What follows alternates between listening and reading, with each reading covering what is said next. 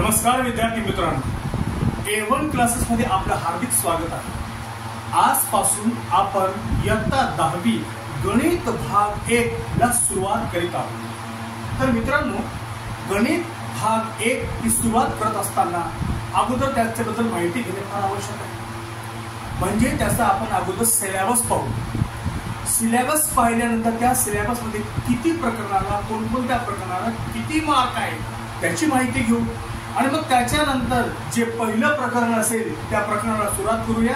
आणि ते प्रकरण सुरुवात करत असताना पहा मित्रांनो, मी माझ्या क्लासमध्ये थोडंसं बॅक जात असतो, मागं जात असतो, म्हणजे बेसिक सुरुवात करत असतो। म्हणजे जेव्हा तुम्हाला लेसनचं टायटल सुरू होते तेव्हा त्या टायटल मध्ये सगळ्या शब्दाचा अर्थ कळायला पाहिजे, तुम्हाला विचारायची गरज पडू नये। आता सध्याला मी इथे काहीतरी नोट्स रेडी करून ठेवलेले आहेत, तर ते पहा आपण। तर मित्रांनो, सर्वप्रथम आपण सिलेबस पाहू। सिलेबस मध्ये पहा मित्रांनो, इयत्ता 10वी मराठी माध्यम गणित भाग 1। ओके, सिलेबस 40 गुण। तर एकूण 6 प्रकरण हे परीक्षेला येत असतात। प्रत्येक प्रकरणाला किती मार्क असतात हे आता पाहूया आपण। तर पहा, पहिलं प्रकरण जे आहे ते 2 चलातील रेषीय समीकरणे। 2 चलातील रेषीय समीकरणे, त्याला किती मार्क आहेत? 12 गुण। किती गुण आहेत? 12। त्याच्यानंतर वर्ग समीकरण हे दुसरं टॉपिक आहे, याला किती मार्क आहेत? 12। ओके, त्याच्यानंतर तिसरं टॉपिक आहे अंक गणिती श्रेणी, याला किती मार्क आहेत? 08 म्हणजे 8 मार्क। त्याच्यानंतर अर्थ नियोजन या टॉपिकला किती मार्क आहेत? 08 8 मार्क। त्याच्यानंतर 5वं प्रकरण ज्याचं नाव आहे संभाव्यता। संभाव्यता याला किती मार्क आहेत? 08 म्हणजे 8 mark. And last topic is statistic, सांख्यिकी। सांख्यिकीला किती मार्क आहेत? 12 मार्क। एकूण मार्काची किंवा गुणांची टोटल केली तर 60 येते। किती येते? 60। तर 60 मार्काचं पेपर असतं, आपल्याला सोडवायचं आहे फक्त 40 मार्क। म्हणजे आगाऊचे प्रश्न याच्यामध्ये एक्स्ट्रा प्रश्न येत असतात, त्याच्यापैकी सोडवायचे। म्हणजे जर 6 प्रश्न दिले तर त्याच्यापैकी 4 सोडवा म्हणतात, 2 एक्स्ट्राचे असतात। अशा प्रकारे हा झाला तुमचा सिलेबस। ओके, सिलेबस झाल्यानंतर आता या सिलेबस मधील जे पहिलं टॉपिक आहे ज्याचं नाव आहे 2 चलातील रेषीय समीकरणे। 2 चलातील रेषीय समीकरणे।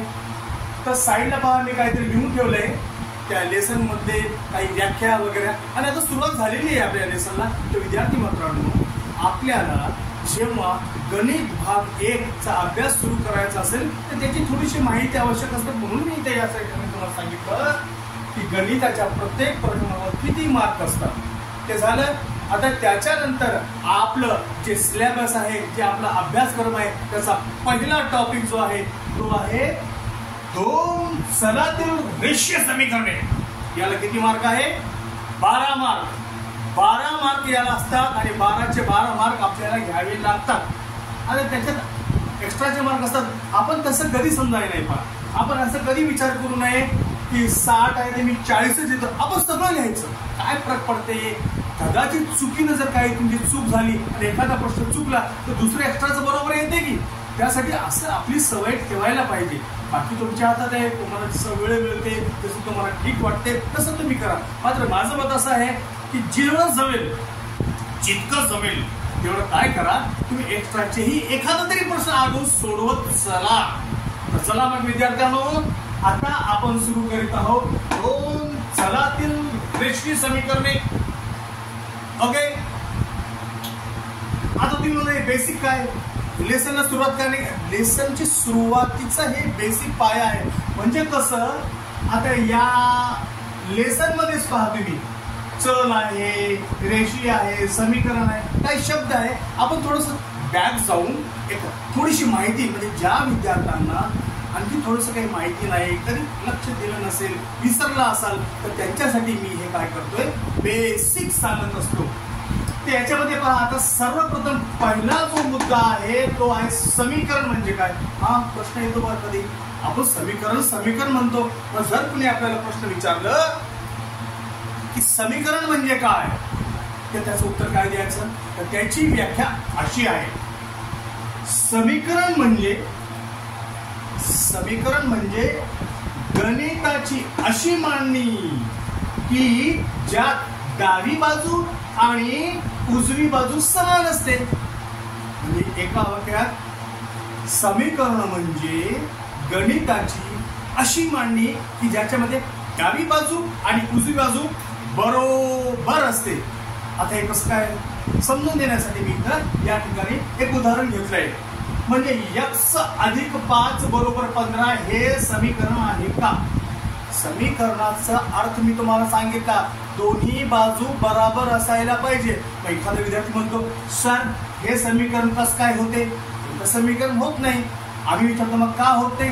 अहो सर इकडं 15 आहे, इकडं 5 आहे, इकडं अक्षर आहे, इकडं अक्षर नाही की इकडे एखादा वाय किंवा एक्स अक्षर असायला पाहिजे तर बरोबर होते. हे समीकरण तर नाही माझ्या मते, पण मी म्हणतो हे समीकरण आहे. कसं आहे पण सोडवले पाहून घ्या. तर सर्वप्रथम काय करूया आपण, जे काही विधान आता याला आपल्याला समीकरण म्हणता येणार नाही, मी असं लिहू शकत नाही. या समीकरणाला 1 नंबर म्हणा. मी म्हणणार जे विधान किंवा जे प्रश्न लिहिले आहे त्याला खाली चर्चाला जसं लिहून त्याला 1 नंबर नाव द्या. 1 नंबर दिलं. त्याच्यानंतर काय करायचं, आता पहा हे x आहे. असं वाटतंय की x च्या जागी एखादी संख्या असायला पाहिजे. ती संख्या कोणती, तर ती संख्या कोणती हे शोधण्यासाठी आपल्याला काय करावं लागेल, x ला मोकळं करावं लागेल. x ला मोकळं करणे म्हणजे काय, x ला मोकळे करणे म्हणजे x च्या आजूबाजूच्या ज्या संख्या आहेत त्यांचा पक्षांतर करणे म्हणजे या साईडचा जो आकडा आहे, जो अंक आहे तो बरोबरच्या या साईडला नेणे. आता असं नाही की याला उचललं आणि तिकडे ठेवलं, नाही, याला तिकडं नेण्यासाठी किंवा तिकडं नेताना काहीतरी चिन्ह बदलतात, दिशा बदलते त्यांची. इकडं कशी दिशा आहे, तिथे प्लसची दिशा आहे. मग बरोबरच्या त्या साईडला गेलं तर +5 -5 होते. म्हणजे डायरेक्ट आपण +5 तिकडे पाठवून द्यायचं नाही, कारण बरोबरचं चिन्ह लागलेलं आहे ना. इकडं मायनस करायला पाहिजे म्हणजे इकडं पण मायनस करावे लागते. मग त्याच्यासाठी असं लिहितात की 5 पक्षांतर करून म्हणजे दोन्ही बाजूतून. आता इथं मी समीकरण का लिहिलं नाही, आणखी पत्ता लावायचा आपल्याला की हे समीकरण आहे की नाही. मग मी काय लिहिलं, दोन्ही बाजूतून 5 वजा करून. मग हे जशाला कसं लिहिलं, आणि या 5चं उलट -5 आणि हेच -5 इकडं -5 केली. असं केल्यानंतर मग काय झालं, -5 आणि -5 कटले म्हणजे 0. इकडं काय राहिलं, x. काय राहिलं, x. मग त्याच्यानंतर 15 मधून 5 गेले ना रे, 10 राहिले. किती राहिले, 10. याचा अर्थ असा झाला x बरोबर 10. म्हणजे x ची किंमत जी आपण अंदाज लावत होतो की काय असायला पाहिजे, तर ती x ची किंमत 10 आहे. 10 आहे म्हणजे काय, x बरोबर 10 ही किंमत आल्यानंतर मग काय करायचं, जे तुम्ही विधान नंबर 1 लिहिलं त्या विधानात काय करायचं, x च्या जागी 10 लिहायचं. x च्या जागी 10, x भागिले म्हणजे x च्या जागी 10 आणि अधिकला अधिक, 5 ला 5 आणि 15 ला 15. 10 आणि 5 15 आणि हे 15 बरोबर 15. आता वाटते या व्याख्येचा अर्थ, या व्याख्येचा अर्थ काय, समीकरण म्हणजे हे समीकरण म्हणजे गणिताची अशी मांडणी, म्हणजे गणिताची अशी मांडणी की ज्यात डावी बाजू आणि उजवी बाजू म्हणजे डावी बाजू आणि उजवी बाजू बरोबर असते किंवा समान असते. असं असल्यावरच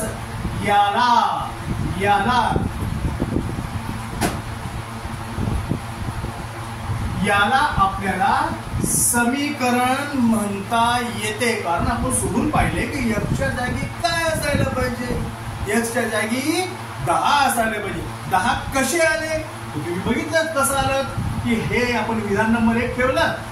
आता माहित झालं आपल्याला की x ला मोकळं केल्यानंतरच x ची किंमत येते. मग x ची किंमत काढण्यासाठी 5चं पक्षांतर करून 5चं पक्षांतर म्हणजे 5 ला इकडून तिकडं पाठवणे म्हणजे मायनस करणे, इकडं मायनस करणे म्हणजे इकडं पण मायनस करावे लागतात, कारण बरोबरचं चिन्ह आहे. इकडे जी क्रिया केली इकडे करावी, म्हणूनच लिहिलेलं आहे की समीकरणाच्या दोन्ही बाजूंनी 5 वजा करून अशा प्रकारे 5 वजा केल्यानंतर x बरोबर 10 आणि x बरोबर 10 ही किंमत विधान नंबर 1 समीकरण का नाही म्हटलं, आम्हाला जेव्हा पत्ता लागला तेव्हाच आम्ही त्याला समीकरण म्हणतोय. अशा प्रकारे x ची किंमत 10 लिहून अधिक 5 आणि हे 15 बरोबर 15 आल्याने सरळ लिहिता येते डावी बाजू आणि उजवी बाजू. म्हणून अशा प्रकारे डावी बाजू बरोबर उजवी बाजू असते तेव्हा त्याला समीकरण म्हणतात. एवढी माहिती झाली तुम्हाला समजलं असेल की मी बेसिक पॉइंट मध्ये तुम्हाला आता फक्त समीकरणाचा अर्थ समजावून सांगितलं. आता तुम्ही स्वतः सोडवण्यासाठी मी तुम्हाला इथं उदाहरण दिलेले आहे ते तुम्ही रफ म्हणून घरी आपल्या वहीमध्ये सोडवा. आणि हे पहा व्हिडिओ आहे तुमच्याकडे, तुम्ही घडीला पाहू शकता आणि पाहून त्याला आपल्या वहीमध्ये एकदा रेखाटून करा, एकदा लिहून काढा. जसं मी ते लिहिलेलं आहे ना तसं एक फाईल तयार करा, पेजेस घ्या आणि पेजेसमध्ये जसं ट्युशनमध्ये तुम्ही करता किंवा वर्गामध्ये करता तसं त्याला लिहून काढा आणि त्या फाईलला लावून ठेवा रोजचा अभ्यास करून. म्हणजे कसं असं नाही की व्हिडिओ आला घडीला बघितलं तुम्हाला बघितल्याने पाठ होत नाही रे, त्याच्यासाठी लिहावे लागतात, प्रॅक्टिस करावी लागते. मग तुम्ही काय करा, होमवर्क मध्ये या 2 प्रश्न सोडवा आणि विचार करा हे समीकरण आहे का, असं सोडवायचं प्रॅक्टिस म्हणून. आणि आहे तर मग जसं मी लिहिलेलं तसं लिहायचं. हे जर समजलं असेल तर आता आपण बेसिक पॉइंटचा दुसरा भाग आता घेणार आहोत आणि त्या दुसऱ्या भागाला म्हणतात चल. चल चल म्हणजे काय आता आपण ते पाहणार आहोत.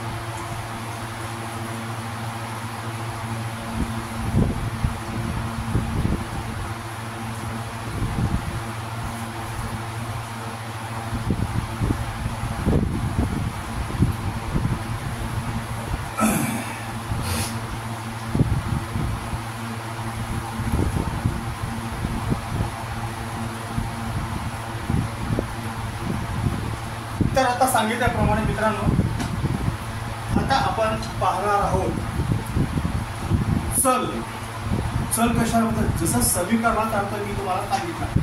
काय सांगितलं, डावी बाजू आणि उजवी बाजू जेव्हा बरोबर असते तेव्हा त्याला समीकरण म्हणतात आणि त्याच्यामध्ये x ची किंमत काय किंवा y ची किंमत काय ती काढली असते आणि काढल्यानंतर ती आपल्याला कळते. आता याच्यामध्ये आपण पाहणार तर इथं प्रकरणामध्ये नाव आहे की समीकरणचा अर्थ कळलं तुम्हाला. आता चल चल काय, मग त्याच्यासाठी आपण त्याची व्याख्या अगोदर समजून घेऊया. नंबर 2 पॉइंट,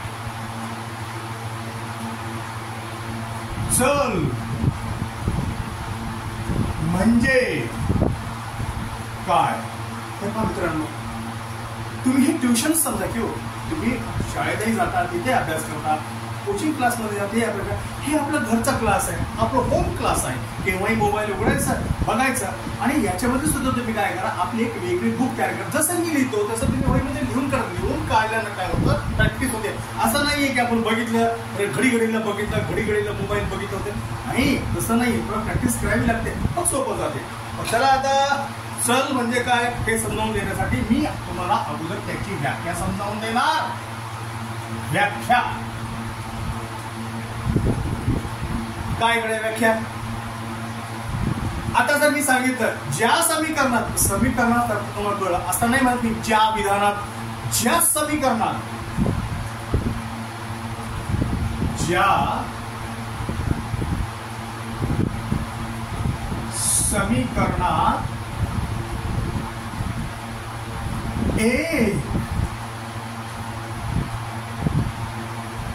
किंवा 2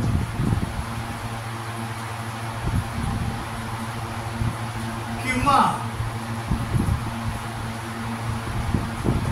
2 पेक्षा जास्त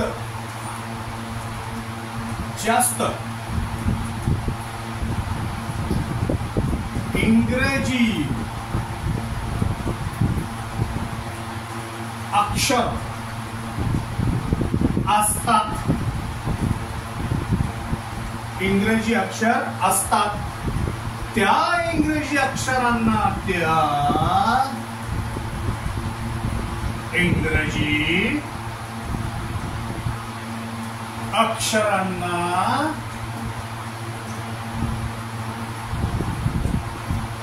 चल असे म्हणतात. मित्रांनो, सरळ तर डायरेक्ट 2 चढाती रेषी समीकरण टायटल घ्यायचं आणि अभ्यासक्रम सुरू करायचा असं आहे. तसं मी लिहिलेलं आहे, सुरू केलंय. आता बेसिक सुरुवात करत आहोत. तर पहिला मुद्दा आपण समीकरण पाहिलं आणि आता दुसरा मुद्दा जो आहे जो आपण पाहत आहोत, चल म्हणजे काय. मग त्याच्यासाठी आपण एक उदाहरण घेऊया. एक्झाम्पल.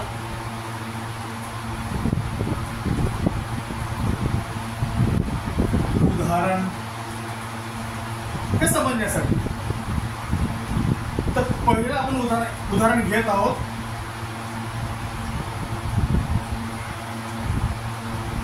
x अधिक 5 बरोबर 15.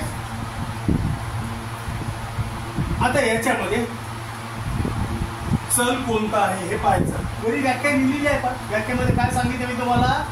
आता याला आपल्याला समीकरण म्हणता येते. का समीकरण म्हणता येते व्याख्या तुम्हाला माहित आहे. डावी बाजू बरोबर उजवी बाजू म्हणून हे समीकरण आहे. मग या समीकरणात चल कोणतं तर सांगितलंय की तुम्हाला 1 किंवा 2 किंवा 2 पेक्षा जास्त इंग्रजी अक्षर असतात, त्या इंग्रजी अक्षरांना चल असे म्हणतात. आता इथं पहा एक्स आलं. मग या एक्स ला काय म्हणायचं. या एक्स या इंग्रजी अक्षरालाच चल म्हणतात. मग आता याच्यामध्ये आपल्याला समोर उत्तर किंवा लिहिता येते की येथे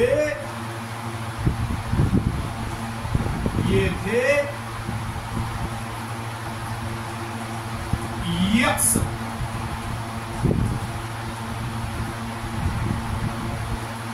हे एक चल आहे. आता आपण दुसरं उदाहरण बघूया.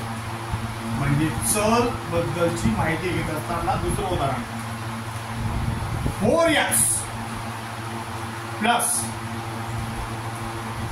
3y is equal to 12.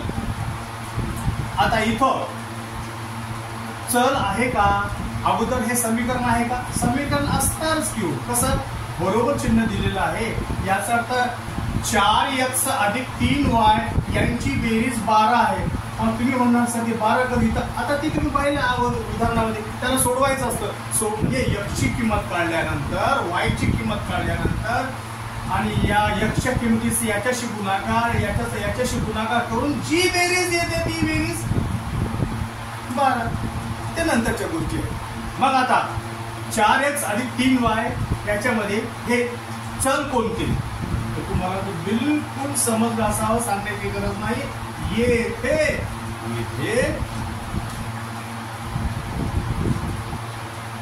x आणि y ही 2 चले आहे. ही 2 चले आहे. मग चल याचा अर्थ कळलं तुम्हाला. समीकरणचा अर्थ तुम्हाला माहित झाला. चल कशाला म्हणतात हे पण माहित झालं. आता याच्यामध्ये पहा तिसरा मुद्दा येतो. आता जर चल आलेलाच आहे तर मग त्याच्यामध्ये तिसरा मुद्दा असा तयार होतो चलाचे प्रकार. ते पण माहित पाहिजे. चलाचे प्रकार किती व कोणते? तर मित्रांनो, चलाचे दोन प्रकार असतात. तसं तर त्रिपदीय, बहुपदीय असतात. आणि तर सध्याला आपण फक्त दोन प्रकार पाहणार आहोत.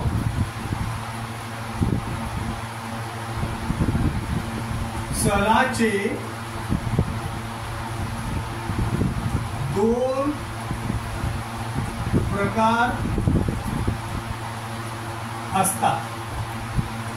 चलाचे दोन प्रकार असतात. याच्यामध्ये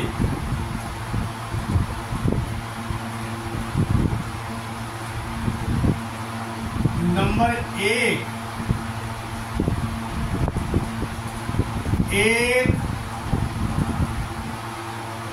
चल. आता एक चल काय? मग त्याच्यासाठी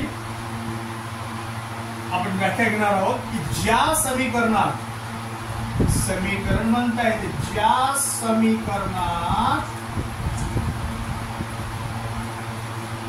समीकरणात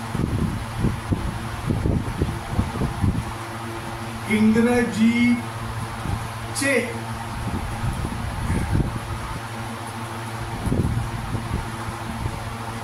एकच अक्षर असते त्याला एक चल समीकरण म्हणतात. आता तुम्ही म्हणणार एक चल का सांगितलं? जरा पाहणावरी दोन चलातील म्हणजे दोन चले असतात. मग त्या चलामध्ये प्रकार थोडं माहिती पाहिजे ना, म्हणून या ठिकाणी मी तुम्हाला समजून घेण्यासाठी, समजण्यासाठी एक चल आणि आता दुसरा जो प्रकार आहे, आज अगोदर याचं उदाहरण पाहूया ना. उदाहरणार्थ एक्झाम्पल, उदाहरणार्थ तेच आपलं वरचं दुय्य x अधिक 5 बरोबर 15. पहा, हे एक चल समीकरण आहे का? तर याचं उत्तर आहे पहा, येथे x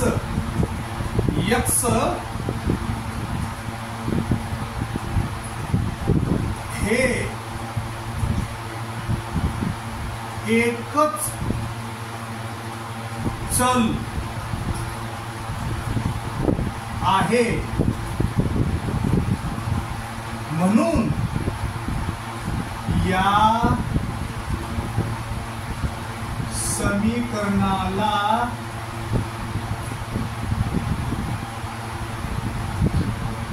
एक चल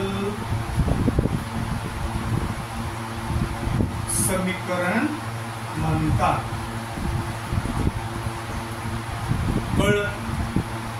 म्हणजे चलाचे दोन प्रकार आहेत. पहिला प्रकार आहे एक चल. ज्या समीकरणात इंग्रजीचे एक आणि एकच अक्षर असते त्याला एक चल समीकरण म्हणतात. म्हणजे त्याच्यामध्ये एक्सच्या व्यतिरिक्त वाय झेड असं काही नाहीये. मग हे एक चल समीकरण आहे. मग त्याच्यासाठी आपण उदाहरण पाहिलं, x अधिक 5 बरोबर 15 हे एक चल समीकरण आहे. एकदम परफेक्ट ओळखता येते का? त्याच्यात इंग्रजीचा एकच अक्षर दिसायला, म्हणून याला एक चल समीकरण म्हणतात. आता दुसरा प्रकार,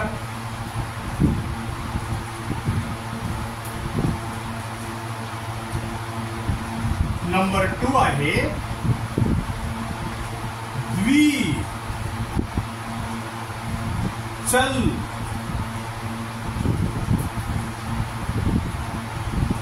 समीकरण. एकच आहे द्विचल समीकरण. आता द्विचल समीकरण कशाला म्हणतात? व्याख्यात समजतंय तुम्हाला? ज्या समीकरणात, मी फक्त द्विचल बद्दल सांगणार आहे ना,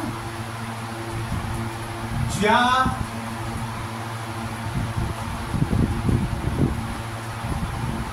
समीकरणात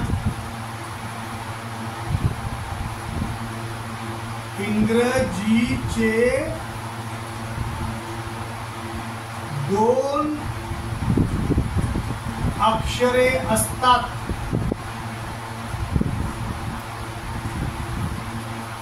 त्यांना द्विचल समीकरण म्हणतात. त्यांना द्विचल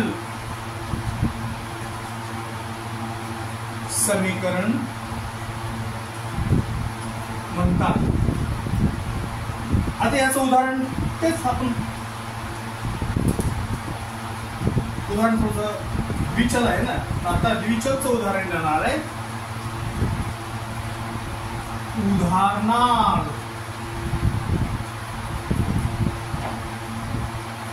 4x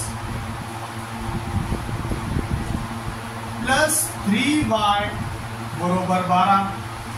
आता हे एक चल समीकरण आहे का अगोदर पहा. एक चल समीकरण होत नाही. का होत नाही? व्याख्यावरच लिहिली आहे की ज्या समीकरणात इंग्रजीचे एकच अक्षर असते त्याला एक चल समीकरण म्हणतात, आणि ज्या समीकरणामध्ये 2 इंग्रजी अक्षर असतात त्याला द्विचल समीकरण असे म्हणतात. म्हणजे या ठिकाणी जसं x आहे तर तो झालं एक चल समीकरण, आणि या ठिकाणी x आणि y आहे म्हणून हे झाले द्विचल समीकरण. अशा प्रकारे विद्यार्थी मित्रांनो तुम्हाला म्हणजे या समीकरणात हे पूर्ण करून टाकूया. या समीकरणात 2 अक्षरे आहेत. x व y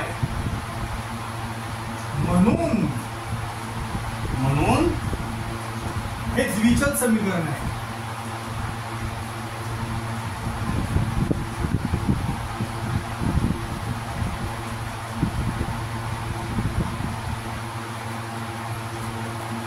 यस. तर पहा आता बेसिक मुद्द्यामध्ये मी तुम्हाला चल म्हणजे काय सांगितलं, ह्याच्या अगोदर सांगितलं समीकरण म्हणजे काय, त्याचं सांगितलं चल म्हणजे काय, आणि चलाचे प्रकार त्यांची व्याख्या आणि उदाहरणार्थही समजावून सांगितलं. आता बेसिकचा पुढचा मुद्दा आहे जो आपण घेणार आहोत तो आहे कोटी. कोटी म्हणजे काय पाहणार आहोत.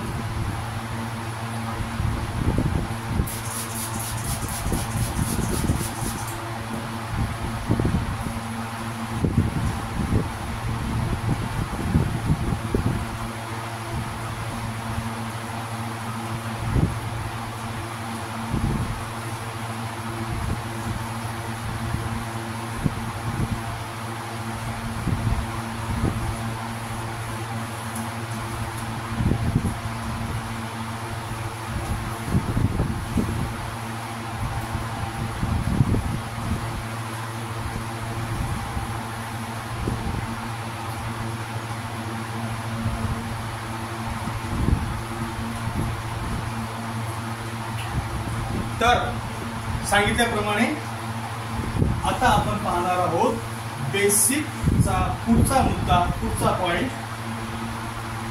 पॉइंट नंबर 3 कोटी.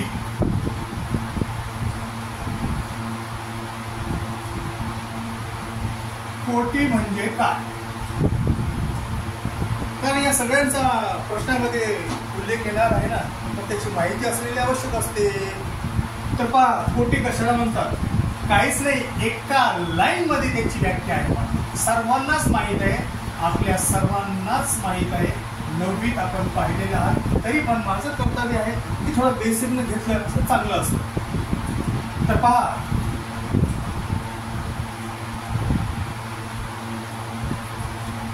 कोटी म्हणजे दुसरं तिसरं काही नसून घातांक आहे. ते घातांक कोटी म्हणजे घातांक.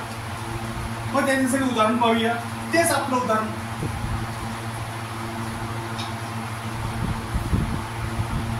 उदाहरण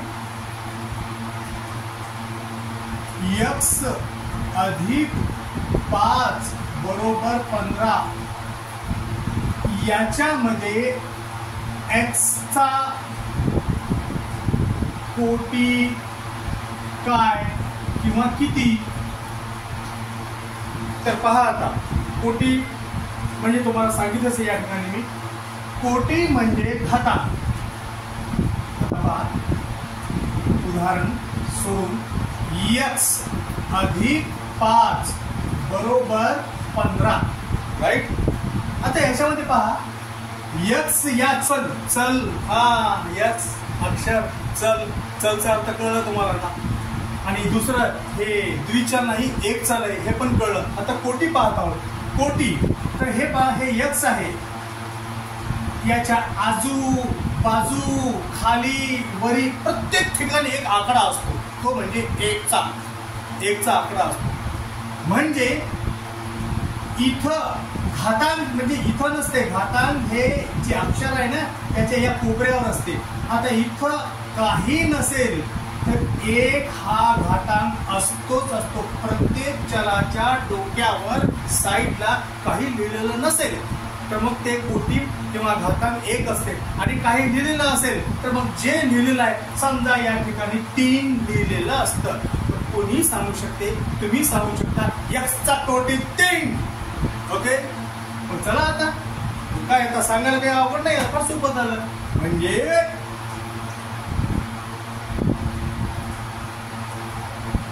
येथे x चा घातांक 1 आहे.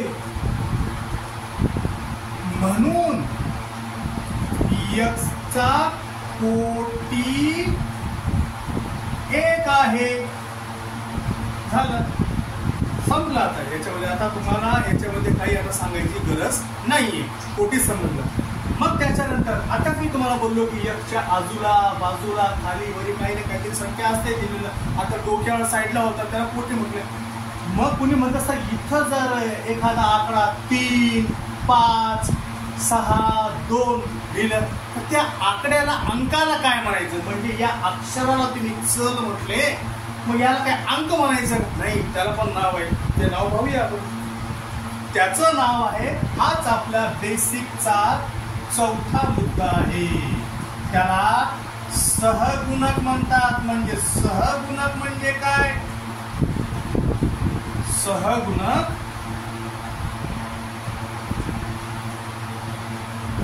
म्हणजे काय.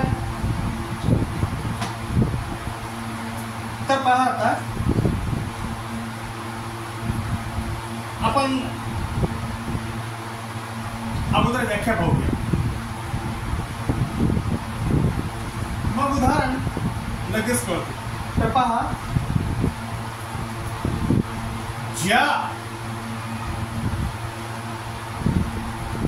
चलामध्ये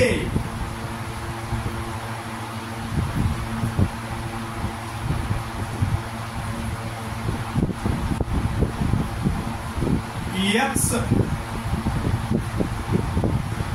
किंवा y दोन चल्या अक्षराला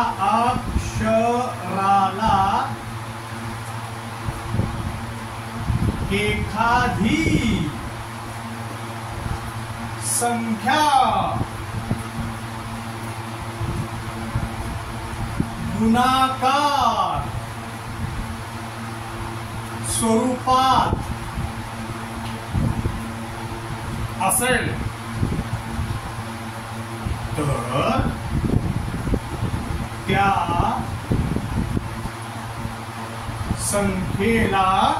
संख्येला सहगुणक असे म्हणतात. सहगुणक असे म्हणतात. उदाहरण पाहूया. फॉर एक्झाम्पल,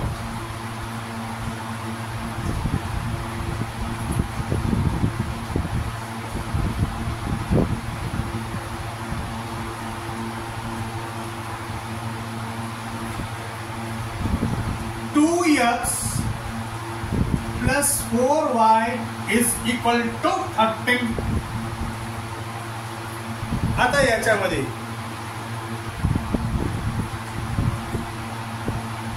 याला काय म्हणतात, तर याला म्हणतात चल. मग याला काय म्हणतात, आता इथं पहा 2 आणि x याच्यामध्ये कोणतं चिन्ह दिसत नाहीये, प्लस किंवा मायनस काही दिसत नाहीये. जेव्हा असे चिन्ह नसतात म्हणजे एक अक्षर असतो आणि त्याला जोडून एखादा अंक असतो तर त्याच्यामधला जो संबंध आहे तो संबंध गुणिलेचा असतो. म्हणजे गुणिले गुणाकार स्वरूपात, गुणाकारचं स्वरूप आहे या ठिकाणी. म्हणजे x चा सोबती नाही, x चा सहगुणक 2 आहे, म्हणजे 2 ला सहगुणक म्हणतात. मग आता इथं काय, इथं सांगायची गरज आहे, त्याची कोटी एक आहे. इथं मी आता बोलायची गरज तुम्हाला कळलेलं आहे. मग आता या दोघांना मिळून काय तयार होतो, या दोघांना म्हणजे सहगुणक आणि चल मिळून जे तयार होतो त्याला म्हणतात पद, म्हणजेच पहिले पद. आता याच्यानंतर आता याच्या ठिकाणी मला लिहायची गरज नाही. आता 4 काय आहे तुम्हाला कळलंय, सहगुणक. y काय आहे तुम्हाला माहित आहे, चल. दोन्ही मिळून काय तयार होते याला आपण पदच म्हणतात. पद म्हणतात, पद. म्हणजे याच्यामध्ये 2 पद आहेत, त्याच्यात धनचं चिन्ह आहे, हे समीकरण आहे, हे द्विचल समीकरण आहे आणि बरोबर त्याची काही किंमत दिलेली आहे. अशा प्रकारे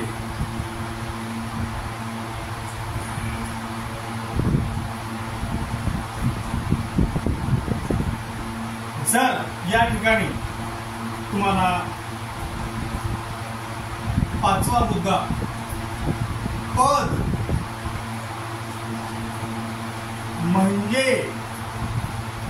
काय असं विचारलं तर वरीच त्याचा अगोदरच या सहगुणक मध्येच त्याचा उल्लेख किंवा त्याचा अर्थ आलेला आहे. तरी पण इथं जर आपल्याला व्याख्येच्या स्वरूपात तुम्हाला सांगायचं असेल स्टाईल मध्ये सांगायचं,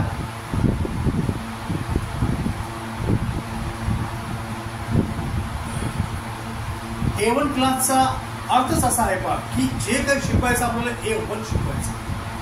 विद्यार्थ्याला काही कमी गुण आहे, बोर्डाचा प्रश्न आहे, बोर्डाची परीक्षा आहे, काही खालीवर होता कामा नये. कारण हे असं नाहीये की काय झालं नंतर एक त्या पहिल्या झटक्यातच टॉपच्या मार्काने पास व्हायला पाहिजे. आजचं कॉम्पिटिशनचं युग आहे पहा. थोड्या मोठ्या मार्काने काय होते, अहो शाळेचे ते 10 मार्क आहेत ते सोडून ते बोनस आहे, ते आपल्या घरच्या मार्क आहे, ती घरची तिजोरी आहे, ती तुम्ही ती चांगली मेहनत करता त्याच्यावर. मात्र जे लिखाण करता त्याच्यासाठी थोडंसं माहिती असणे आवश्यक आहे. हे पहा, जेव्हा आपण 2 चलातील रेषीय समीकरणे याचा अभ्यास सुरू करू तेव्हा पहा तुम्हाला किती सोपं जाईल. मी जेव्हा त्याच्यात जे काही देईल तेव्हा तुम्हाला पटकन कळेल की चल काय आहे, कोटी काय आहे, घातांक काय आहे, सहगुणक काय आहे, पद काय, हे पटपट कळेल तुम्हाला. म्हणजे कोणत्या वेगळी विचारायची गरज नाही. अरे हे काय रे, नो, दुसऱ्याने तुम्हाला विचारलं पाहिजे. अरे तुला कसं माहित झालं रे, माहित झालंय व्याख्या A1 क्लासमुळे. मग ज्या समीकरणात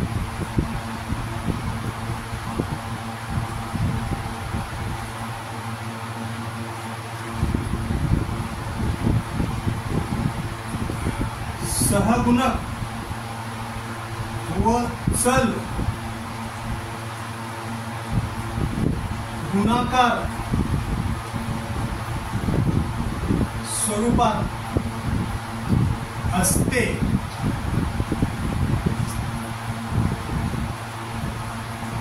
त्याला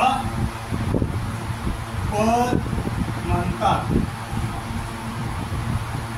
उदाहरण तेच थोडंसं वेळ घेऊया.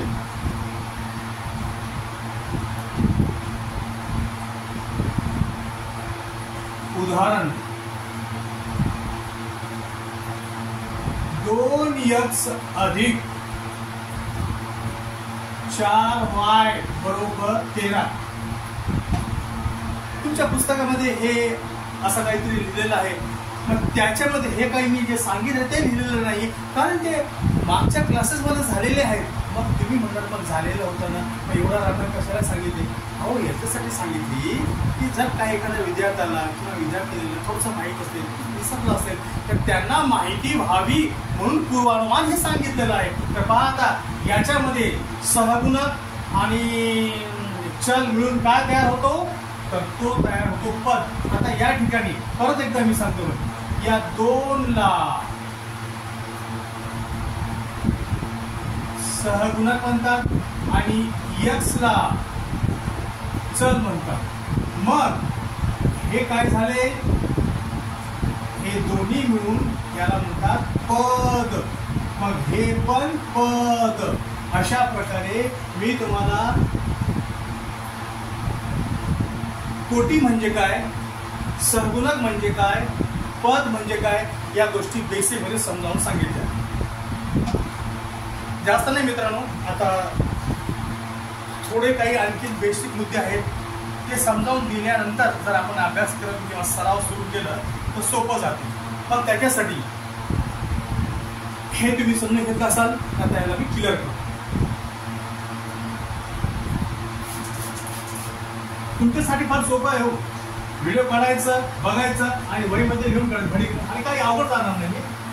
व्हिडिओ स्टॉप करायचं, लिहायचं, बघायचं, स्क्रीनशॉट काढून घ्यायचं आणि बघत यायचं. वहीमध्ये आपण आता आम्हाला कसं आहे, वेळ नसून पटकन लवकर लिहावी लागतात. तुम्हाला तसं काही नाही, की मस्तपैकी कलरच्या पेन वापरून छानपैकी मन लावून एक नोट्स बुक तयार करू शकता आणि करायलाच पाहिजे. कलरच्या पेन्सिल वापरणे, पेन वापरणे, मग वहीमध्ये छानपैकी लिहून काढणे, हे आपल्या एक चांगली सवय आहे. आपल्यालाही चांगलं वाटते. आता पहा ना, आपण नीटनेटके कपडे घालतो, नीटनेटकं राहतो, पण तसं नीटनेटकंही आपण आपले नोट्स तयार करायला पाहिजे ना. तर चला मग आता पुढचा मुद्दा समजून घेणार आहोत. तो मुद्दा आहे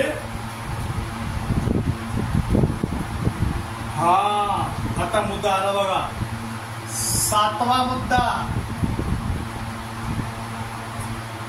वास्तव संख्या म्हणजे काय. इथून जरासा मजेदार झालं. आता इथून थोडंसं अवघड झालं. वास्तव संख्या म्हणजे काय, कशा ओळखायच्या. मग त्याच्यासाठी मी तुम्हाला डायरेक्ट उदाहरण देतो. व्याख्येमध्ये समजा, व्याख्येमध्येच पहा, 5 -7 1.9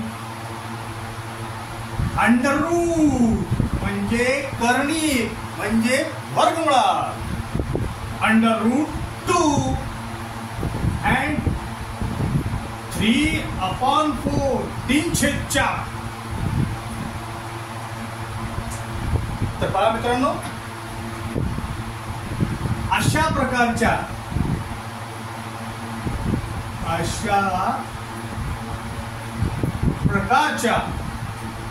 कोणत्याही गटातील, समजावून सांगा, काही करू नका, कोणत्याही गटातील संख्येला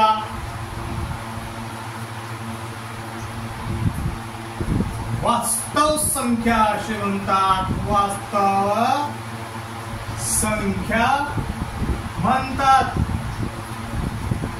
व्याख्या समजली, सगळं समजलं, फक्त समजावून सांगायचं. हे पहा, वास्तव संख्या म्हणजे हे जे असते ना सर,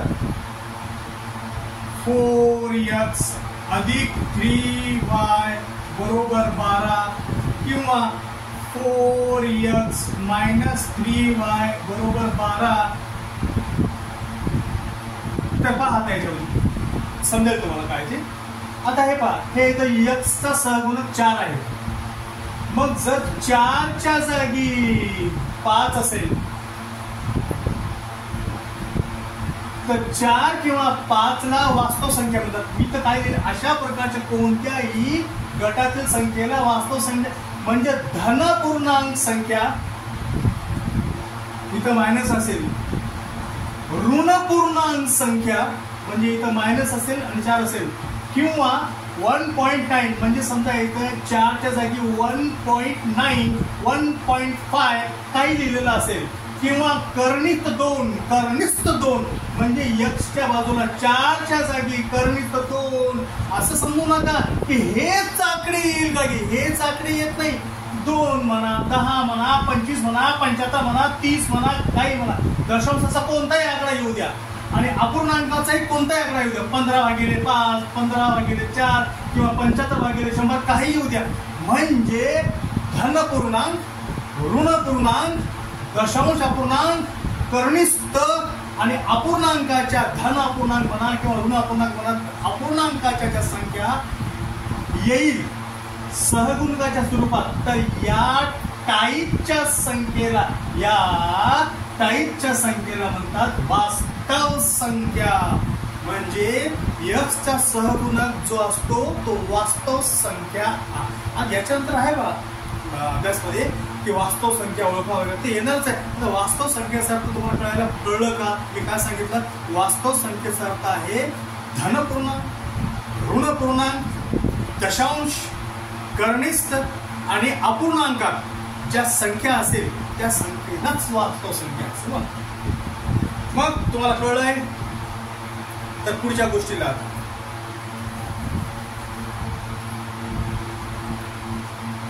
आता लेसनचा टायटल सुरू करण्या अगोदर लेसनच्या टायटल मध्ये बघा काय लिहिलेलं आहे, 2 चलातील रेषीय समीकरणे. आता आपण चलातील सगळं पाहिजे, रेषीय समीकरण म्हणजे काय ते पाहून घेऊया.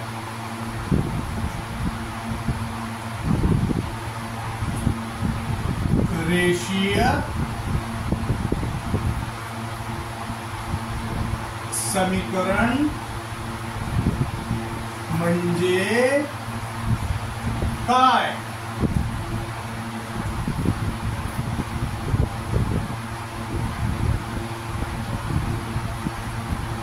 चला आता रेषीय समीकरण कशाबद्दल आपण डायरेक्ट व्याख्या पाहूया.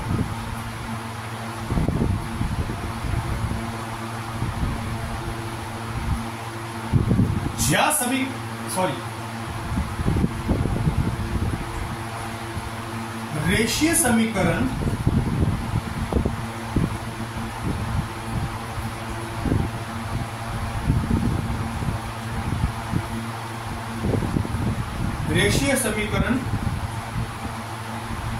म्हणजे असे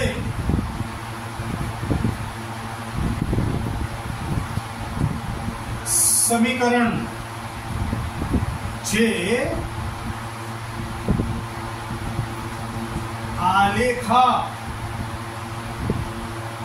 आलेखावर दाखवले तर एक सरळ रेषा मिळते, एक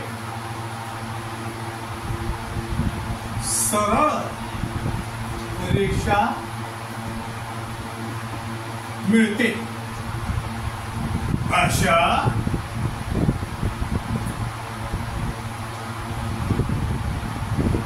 समीकरणाला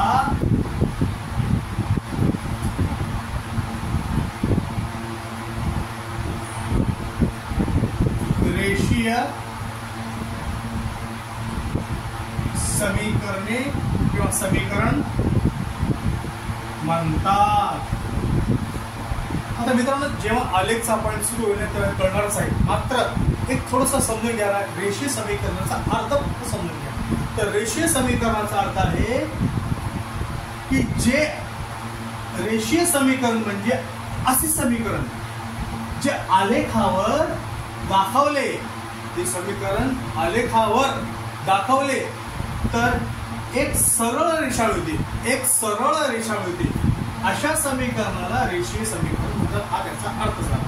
आता आपण पाहणार आहोत टायटल लेसन 2 चलातील रेषीय समीकरणे. 9 नंबर 2 चलातील रेषीय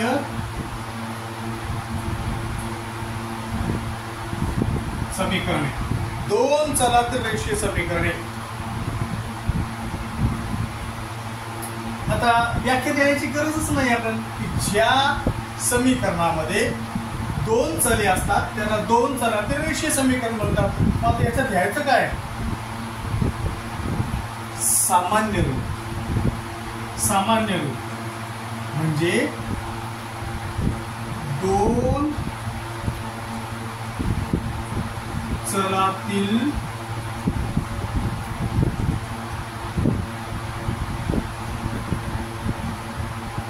रेषीय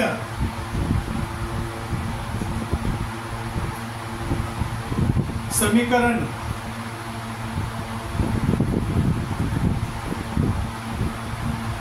लिहिण्याच्या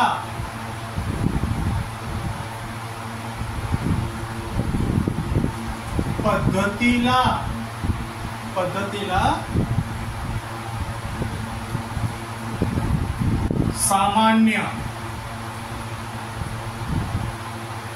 रूप म्हणतात.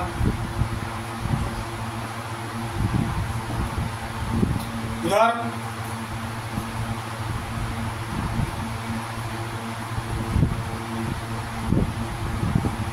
पहा. ax अधिक by अधिक c बरोबर 0.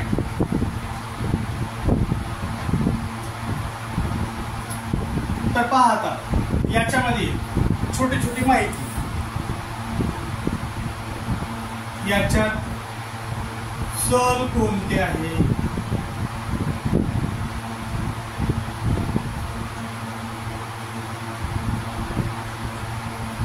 स्थिरांक कोणता आहे, त्याच्यानंतर वास्तव संख्या, वास्तव संख्या. बस ही माहिती कळली तर मग समजते. तर पहा चल तर फार सोपं आहे. चल कोणते आहे त्याच्यामध्ये x आणि y. बघा चलाची व्याख्या सांगितली, सोपं झालं. म्हणजे पुस्तकात आता जे कृती सुरू होते ना टेबलची, त्या कृतीमध्येच आता हे इथून कृती सुरू होत असते. तर त्याची बेसिक माहिती इथून सुरू झालेली आहे.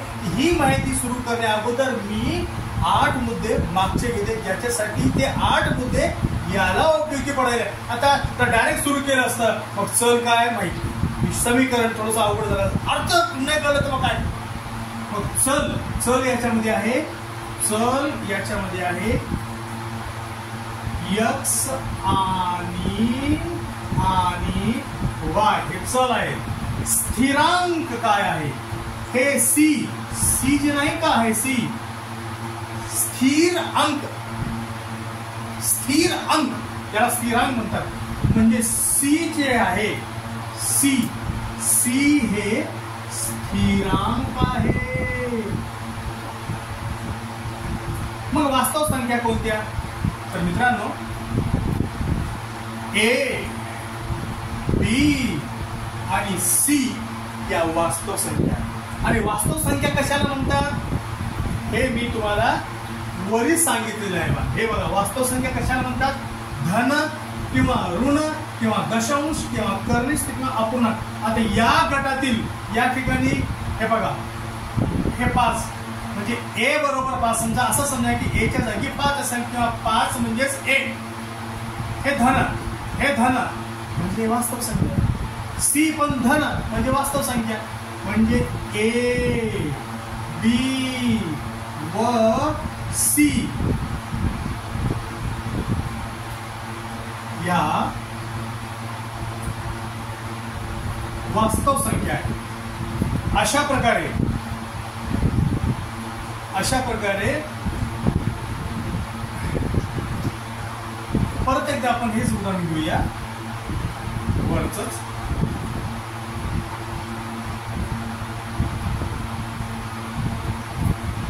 वास्तव संख्या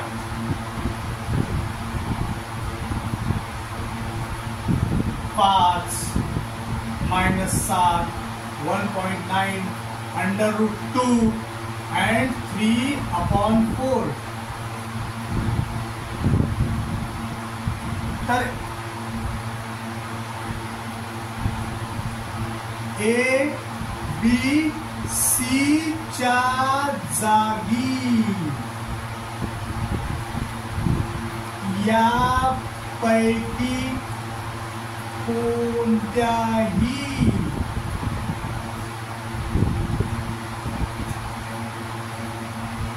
गटातील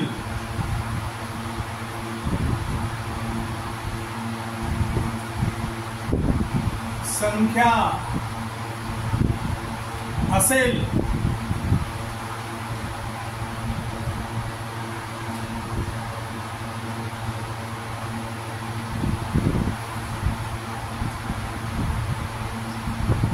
तर त्या संख्येला वास्तव संख्या म्हणतात.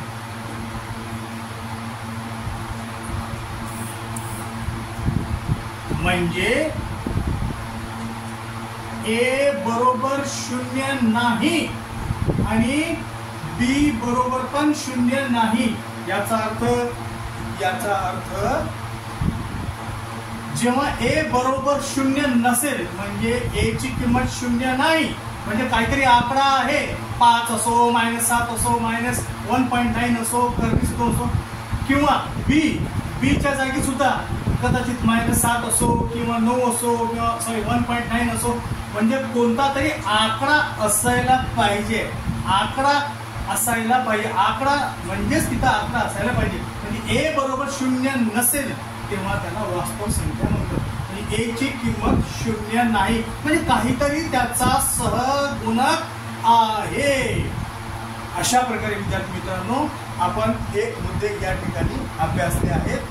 आता पुढच्या भागामध्ये किंवा पुढच्या एपिसोडमध्ये किंवा एपिसोड कशाला म्हणायचं, पुढच्या क्लासमध्ये मी तुम्हाला आता पुस्तकातील जी कृतीचा तो तक्ता आहे तो तक्ता सोडून घेणार आहे आणि सोडून देणार आहे व्यवस्थितपणे. म्हणजे हे वास्तव संख्या आहे की नाही ते काय ते सगळ्या गोष्टी व्यवस्थित सोडून देणार आहे. आजचा आपला हा सिलेबस होता, बेसिक न सुरुवात झालेली आहे आणि पुढच्या क्लासमध्ये A1 क्लासमध्ये अभ्यासाला सुरुवात होईल. मिस करू नका मित्रांनो. A1 क्लासमध्ये माझी शिकवण्याची पद्धत जर तुम्हाला आवडली असेल, जर तुम्हाला काही छान वाटलं असेल तर जरूर मी चॅनलला म्हणत नाहीये, मी म्हणत आहे आपल्या क्लासला सबस्क्राईब करा, आपल्या मित्रांना या क्लासबद्दल माहिती द्या, म्हणजे शेअर करा आणि लाईक करा, म्हणजे पसंती द्या मला आणि भरभरून कॉमेंट करा. म्हणजे मी चांगले व्हिडिओ तुमच्यासाठी तयार करून येईल. आणि हा तुमचा घरचा क्लास आहे. अहो कोचिंग क्लास तर आहे, मोठे क्लासेस आहे, शाळेमध्ये सुद्धा गुरुवर खूप छान शिकवतात. आता या ठिकाणी हा तुमचा मोबाईलवाला सर काहीतरी शिकवते त्याच्याकडे लक्ष द्या. आपल्या क्लासचं नाव आहे A1 क्लास. या क्लासला लाईक करा, सबस्क्राईब करा आणि शेअर करा. नमस्कार.